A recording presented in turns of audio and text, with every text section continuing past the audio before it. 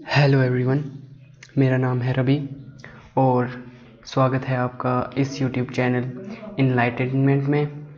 आज मैं आपको to know all about Bharat series का सेकंड पार्ट डिस्कस कराऊंगा। आज हम जिस विषय पर डिस्कस करेंगे, जिस लेक्चर के बारे में आज हम बात करेंगे, वो पूरा का पूरा आधारित है India's national flag, national game, national level and etcetera. तो चलिए वीडियो को बिना किसी देरी के शुरू करते हैं। सबसे पहला क्वेश्चन यहाँ पर आपको देखने को मिल रहा है वो है आपका राष्ट्रीय ध्वज। ठीक है, हमारा जो राष्ट्रीय ध्वज है वो क्या है? इसका आंसर देखिए, ये है हमारा जो राष्ट्रीय ध्वज है वो है तिरंगा। ठीक है, हमारा जो राष्ट्रीय ध्वज है वो तिरंगा है। तिरंगा यानी कि 3 रंगों का समूह। ठीक है, तिरंगा यानी 3 रंगों का समूह। 3 रंगों के समूह को क्या कहते हैं? तिरंगा। ठीक है, 3 रंगों के समूह को कहा जाता है तिरंगा। अब हमारा जो तिरंगा है वो उसमें जो है वो 3 रंग हैं। वो 3 रंग कौन कौन से हैं? आइए उन्हें देख लेते हैं। जो 3 रंग हैं उसमें से पहला रंग जो है जो सबसे टॉप पर आता है वो है केसरिया। ठीक है, केसरिया रंग जो है उसके नीचे जो रंग आता है वो आता है आपका सफ़ेद रंग। ठीक है, सफ़ेद रंग के बाद आता है आपका तीसरे नंबर पर हरा रंग। ये तो हो गए तिरंगे के 3 रंग। ठीक है, अब वो जो रंग हैं, उस जो तिरंगे में जो रंग हैं, उन रंगों का हम अब अर्थ जानेंगे। ठीक है, तो देखिए इनका अर्थ क्या है। सबसे पहले केसरी रंग का हम अर्थ देखते हैं। केसरी रंग का जो अर्थ है वो है साहस और बलिदान का। ठीक है, केसरी रंग का जो प्रतीक है वो है साहस और बलिदान। ठीक है, इसके बाद हम सेकंड कलर की तरफ चलते हैं, वो है सफ़ेद। सफ़ेद जो है उसका जो अर्थ है, सफ़ेद कलर का जो अर्थ है वो है सच्चाई, शांति और पवित्रता। ठीक है, सफ़ेद रंग का जो अर्थ है वो सच्चाई, शांति और पवित्रता का जो है वो सफ़ेद रंग प्रतीक माना जाता है।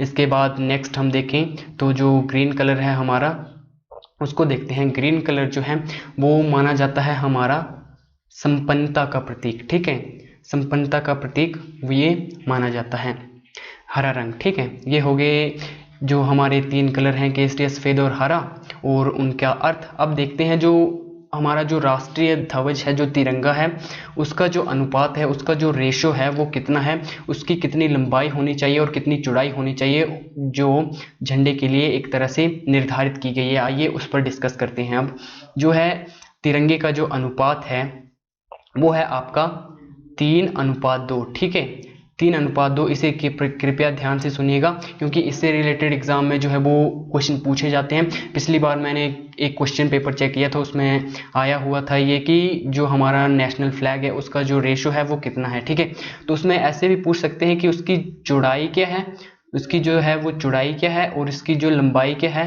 वो क्या है। ठीक है, तो इसमें आपने कन्फ्यूज़न नहीं होना है। जो इसकी जो लंबाई है वो 3 है और इसकी जो चौड़ाई है वो 2 है। ठीक है, ये आपका रेशो हो गया, यहाँ पर आपने कंफ्यूज नहीं होना है। ये आपका रेशो हो गया है, ये इसका जो तिरंगे का रेशो है वो 3:2 है। ठीक है, अब इससे देखते हैं, इससे रिलेटेड एक क्वेश्चन और बनता है कि ये जो तिरंगा है ये सबसे पहले कहाँ फहराया, कि हमारा जो भारतीय जो राष्ट्रीय ध्वज है वो किस जगह पर पहली बार फहराया गया था। ये जो क्वेश्चन हैं जो इतिहास से रिलेटेड होते हैं, बड़े इंपॉर्टेंट होते हैं। ठीक है, तो चलो इन पर डिस्कस करते हैं। ये सबसे पहले फहराया गया था 7 अगस्त 1906 को। कहाँ पर ये फहराया गया था? आपका पारसी बागान चौक में। पारसी बागान चौक में ये जो था वो 7 अगस्त 1906 को जो था वो नेशनल फ्लैग फहराया गया था। ठीक है, उस समय जो हमारा नेशनल फ्लैग था वो तिरंगा नहीं था, वो उसमें जो कलर थे लाल, पीला और हरा। ठीक है, उस समय जो 7 अगस्त 1906 को जो हमने जो हमारे देश भारत ने जो पारसी बागान चौक में जो था वो झंडा फहराया, उसमें जो कलर थे वो थे लाल, पीला और हरा रंग। ठीक है, तो उस समय यही झंडा बनाया गया था। और इसमें जो था, इसमें भी कुछ जैसे आज हमारे वर्तमान झंडे में जो है वो सफ़ेद रंग के बीच अशोक चक्र बना हुआ है। ठीक है, हमारे सफ़ेद आज जो हमारा वर्तमान में जो तिरंगा है उसमें सफ़ेद रंग के बीच अशोक चक्र बना है और उसमें जो है वो 24 तिलियां हैं। ठीक है, 24 तिलियां रखी गई हैं उसमें।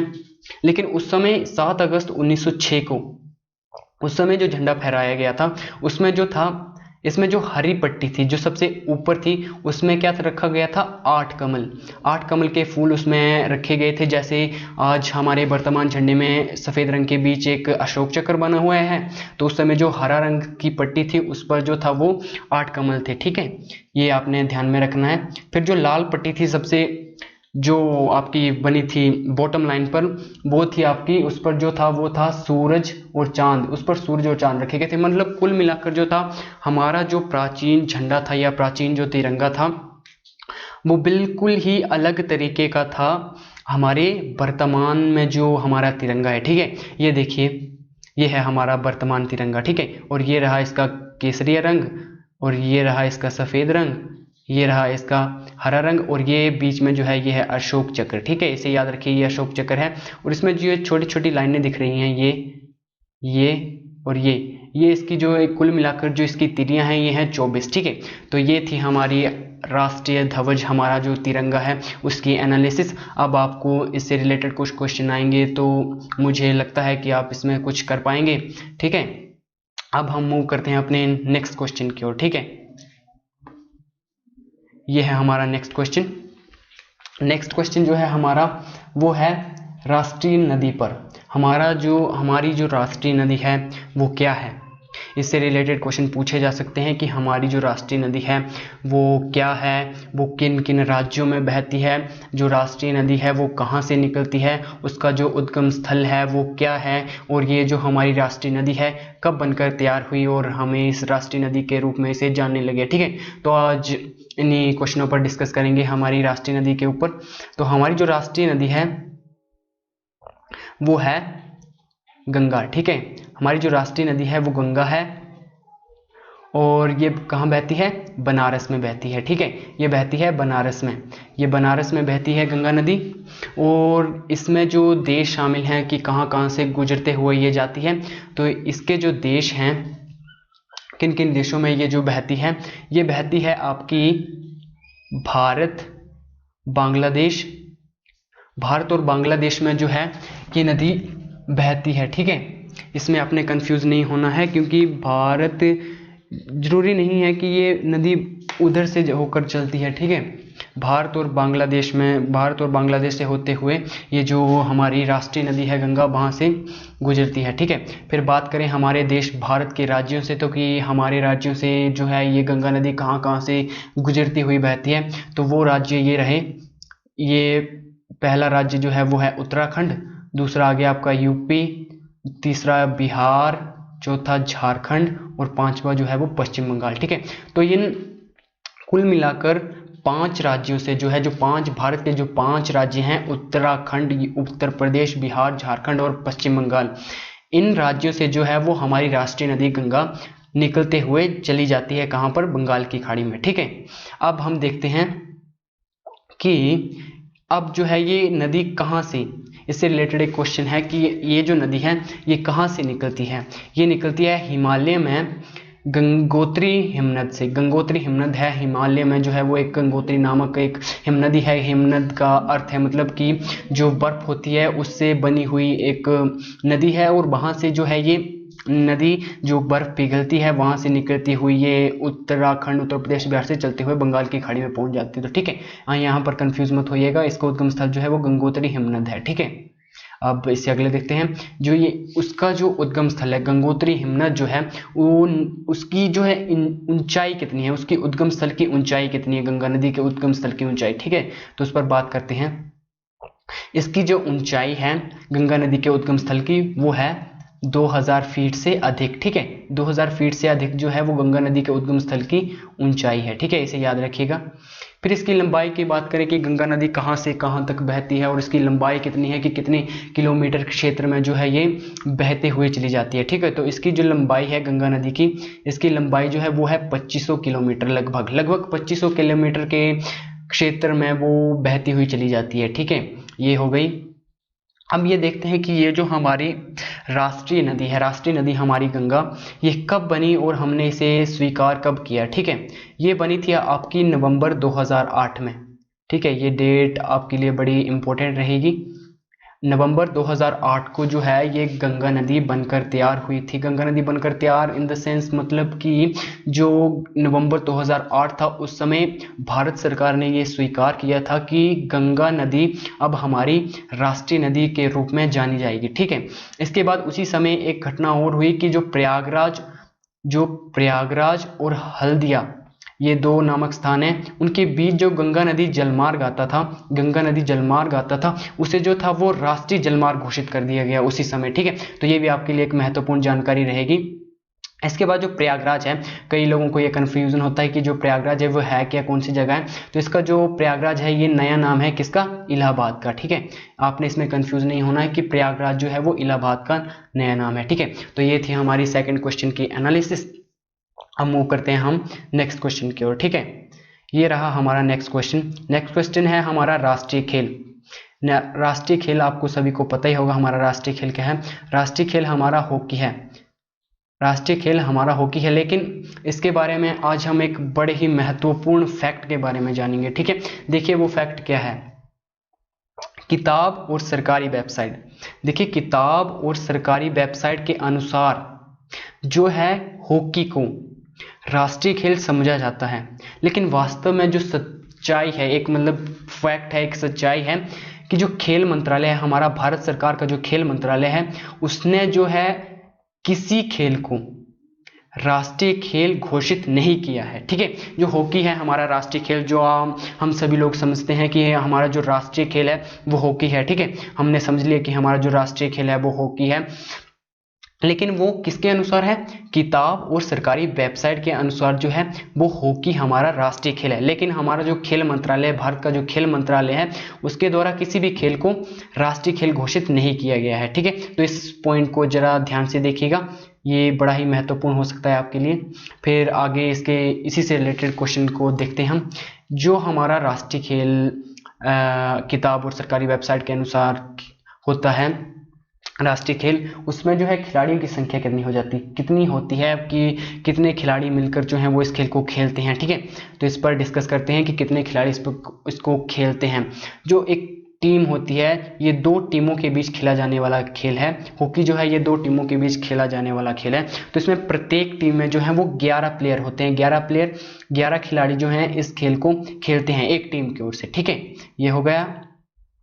इसके बाद गेंद का भार देखें, जो हॉकी की जो गेंद होती है सफ़ेद सी, उसका भार जाने हम तो उसका जो भार होता है वो होता है 155 से 163 ग्राम तक, ठीक है। ये आपने याद रखना है क्योंकि 155 और 163 ग्राम जो है वो हॉकी की जो गेंद है उसका भार होता है, ठीक है। इसके बाद हम देखें इसी से रिलेटेड क्वेश्चन की, तो हॉकी जो खेल है जहाँ पर खेला जाता है, जिस मैदान पर जो वो है खेला जाता है खेल, उसकी मैदान की कुल लंबाई और चौड़ाई, उसके बारे में देखते हैं हम। मैदान की कुल लंबाई और चौड़ाई, ठीक है। उसकी जो लंबाई है, मैदान की जो लंबाई है वो है 299 फीट पॉइंट 10 इंच, ठीक है। ये याद रखना आपने, इसकी जो लंबाई है वो है 299.10 इंच, ठीक है। और फिर चौड़ाई जो है वो है 180 फीट पॉइंट 5 इंच, ठीक है। इसे याद रखिएगा, इसकी जो चौड़ाई है वो है 180 फीट पॉइंट 5 इंच, ठीक है। ये हो गई हमारी क्वेश्चन नंबर 3 की एनालिसिस। अब हम मूव करेंगे क्वेश्चन नंबर 3 की, क्वेश्चन नंबर 4 की। तो चलिए करते हैं।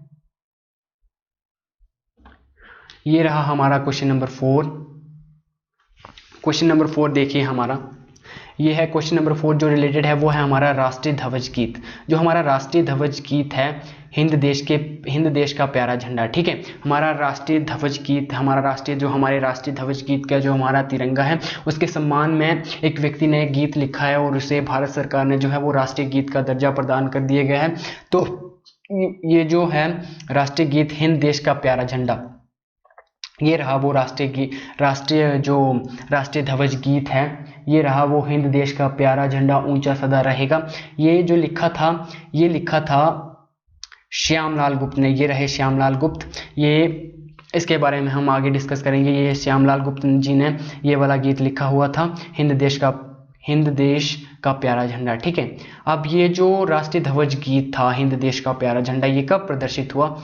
ये प्रदर्शित हुआ 19 फरवरी 1938 को। ठीक है, इसे याद रखिएगा। जो हमारा राष्ट्रीय ध्वज गीत था वो कब प्रदर्शित हुआ? 19 फरवरी 1938 को। ठीक है, फिर इसके जो संगीतकार थे वो थे श्यामलाल गुप्त। ठीक है, ये मैंने अभी बताया, श्यामलाल गुप्त, ये रहे श्यामलाल गुप्त। इन्होंने जो है वो हमारा राष्ट्रीय ध्वज गीत लिखा है हिंद देश का प्यारा झंडा। ठीक है, ये हो गया।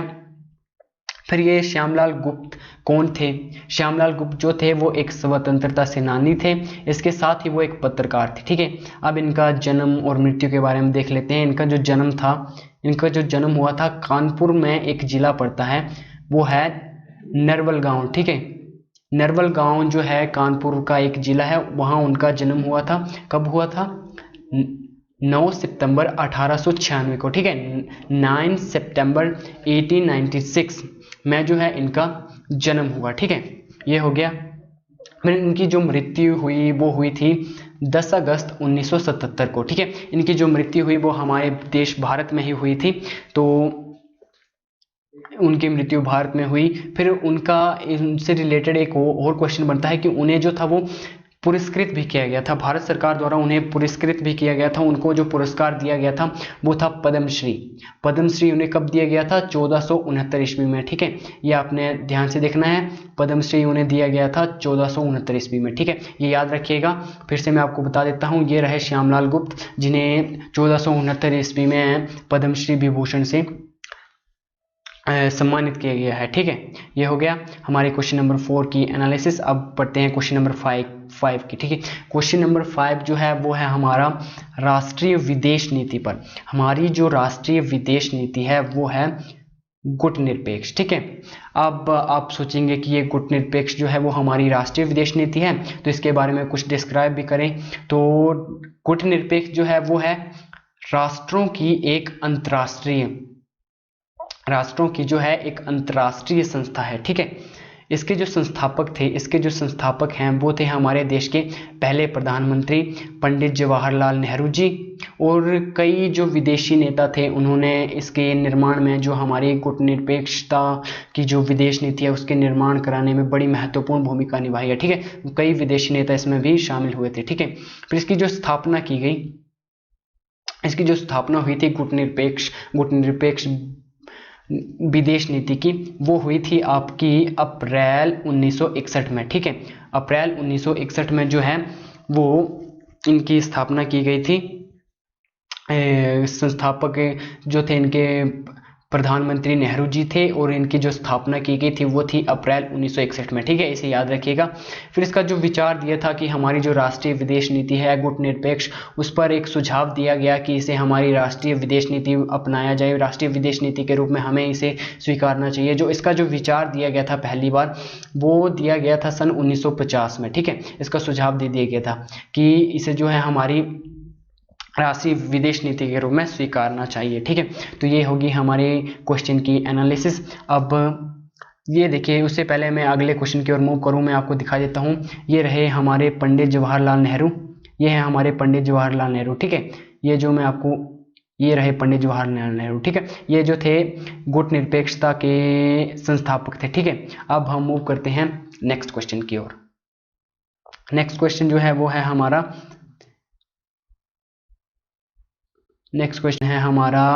ये रहा हमारा नेक्स्ट क्वेश्चन जो है वो है हमारा राष्ट्रीय पुरस्कार पर, जो कि हमारा भारत रत्न है। ठीक है, कि हमारा जो राष्ट्रीय पुरस्कार है वो किसके द्वारा दिया जाता है, वो जो राष्ट्रीय पुरस्कार है वो किस व्यक्ति ने पहली बार प्राप्त किया था, और ये क्यों दिया जाता है राष्ट्रीय पुरस्कार, इसकी स्थापना कब की गई, पहला भारत रत्न किसे मिला। ठीक है, इन्हीं क्वेश्चनों पर आज हम डिस्कस करेंगे। ठीक है, तो चलिए शुरू करते हैं।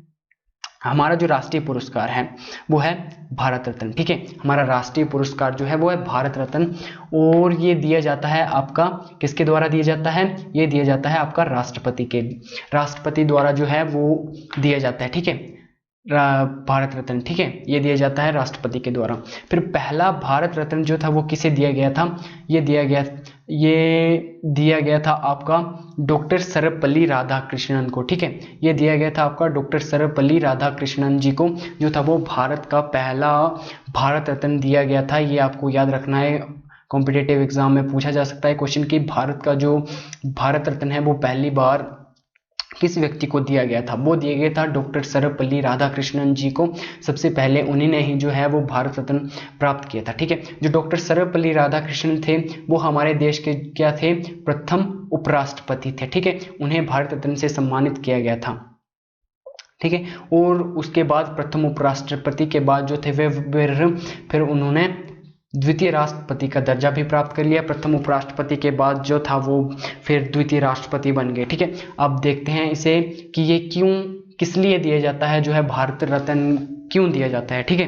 तो देखिए, ये दिया जाता है आपकी राष्ट्र सेवा के लिए। यदि कोई व्यक्ति विशेष किसी राष्ट्र की सेवा के लिए कुछ अच्छे काम करता है तो उसे जो है भारत रत्न से सम्मानित किया जाता है, ठीक है। भारत रत्न जो है वो हमारा राष्ट्रीय पुरस्कार है, ठीक है। अब इसकी स्थापना देखें कि इसकी स्थापना जो है राष्ट्रीय पुरस्कार भारत रत्न की जो स्थापना है वो कब की गई। इसकी स्थापना की गई थी 2 जनवरी 1954 को। 2 जनवरी 1954 को जो है वो राष्ट्रीय पुरस्कार भारत रत्न की स्थापना की गई थी। और वो किसके द्वारा की गई थी, डॉक्टर राजेंद्र प्रसाद द्वारा, जो हमारे देश के पहले राष्ट्रपति थे, ठीक है। ये होगी हमारे क्वेश्चन नंबर 6 की एनालिसिस। और ये रहा भारत रत्न, ठीक है। ये है भारत रत्न जो राष्ट्र सेवा के लिए दिया जाता है, ये है वो भारत रत्न, ठीक है। अब मूव करते हैं नेक्स्ट क्वेश्चन की ओर। नेक्स्ट क्वेश्चन है हमारा राष्ट्रीय मुद्रा। हमारी जो राष्ट्रीय मुद्रा है वो क्या है और इसका चिन्ह क्या है, ये चिन्ह जो है वो किसके द्वारा दिया गया और इसको जो स्वीकृति है जो भारत सरकार ने इसे कब दी, और मुद्रा प्रदर्शित करने का जो अधिकार है वो किस बैंक के पास है, ठीक है। तो इन्हीं क्वेश्चनों पर आज हम डिस्कस करेंगे। तो चलिए शुरू करते हैं। हमारी जो राष्ट्रीय मुद्रा है वो है रुपया। हमारी राष्ट्रीय मुद्रा रुपया है। और इसका जो चिन्ह दिया था, ये रहा इसका चिन्ह, ये इसका चिन्ह है। इसका जो चिन्ह है ये दिया था श्री डी उदय कुमार द्वारा। ये थे आपके IIT पोस्ट ग्रेजुएट, मुंबई के रहने वाले थे। श्री डी उदय कुमार द्वारा जो था वो राष्ट्रीय मुद्रा का चिन्ह दिया गया था। ये थे आपके IIT पोस्ट ग्रेजुएट, मुंबई में रहने वाले थे, ठीक है। जो फिर राष्ट्रीय मुद्रा भारत सरकार ने इसे कब स्वीकृति दी कि ये राष्ट्रीय मुद्रा का चिन्ह जो है वो बना रहेगा, ठीक है। ये रहा वो उसका चिन्ह। तो इसको जो स्वीकृति दी गई थी वो दी गई थी 15 जुलाई 2010 को, ठीक है। इसको स्वीकृति दी गई थी 15 जुलाई 2010 को। इसे ध्यान से देखिएगा कि जो भारत सरकार ने जो एक चिन्ह दिया था श्री डी उदय कुमार द्वारा IIT पोस्ट ग्रेजुएट ने, वो दिया था 15 जुलाई 2010 को। वो 15 जुलाई 2010 को भारत सरकार द्वारा उसे स्वीकृत कर दिया गया, ठीक है। और ये जो आप ये चिन्ह देख रहे हैं, ये उस समय एक कंपटीशन था कि जो सबसे अच्छा चिन्ह बनाएगा उसका चिन्ह लिया जाएगा भारत सरकार द्वारा, ठीक है। तो जो श्री डी उदय कुमार थे उनका जो डिज़ाइन था वो भारत सरकार ने चुना। हजारों डिज़ाइनों में से सिर्फ ये डिज़ाइन जो था श्री डी उदय कुमार द्वारा लिया गया, ठीक है। ये बड़ा महत्वपूर्ण फैक्टर रहेगा आपके लिए। फिर जो है हमारा भारत सरकार, वो भारत सरकार में जो भारत सरकार का जो एक बैंक है जो रिजर्व बैंक ऑफ इंडिया, वो सिर्फ उसी के पास जो है भारत सरकार का जो रिजर्व बैंक ऑफ इंडिया है उसी के पास जो है वो मुद्रा प्रदर्शित करने का अधिकार है। मतलब वही जो है वो मुद्रा आपके समक्ष रखता है।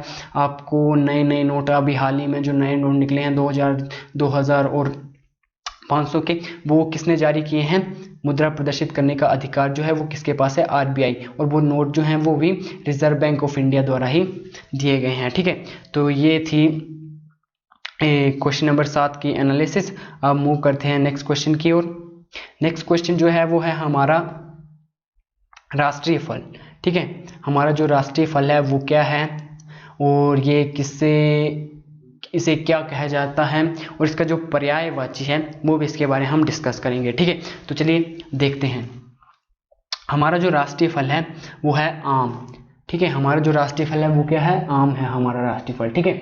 और आम को जो है वो फलों का राजा भी कहा जाता है, ठीक है। ये याद रखिएगा, आम को जो है वो फलों का राजा कहा जाता है। ठीक है।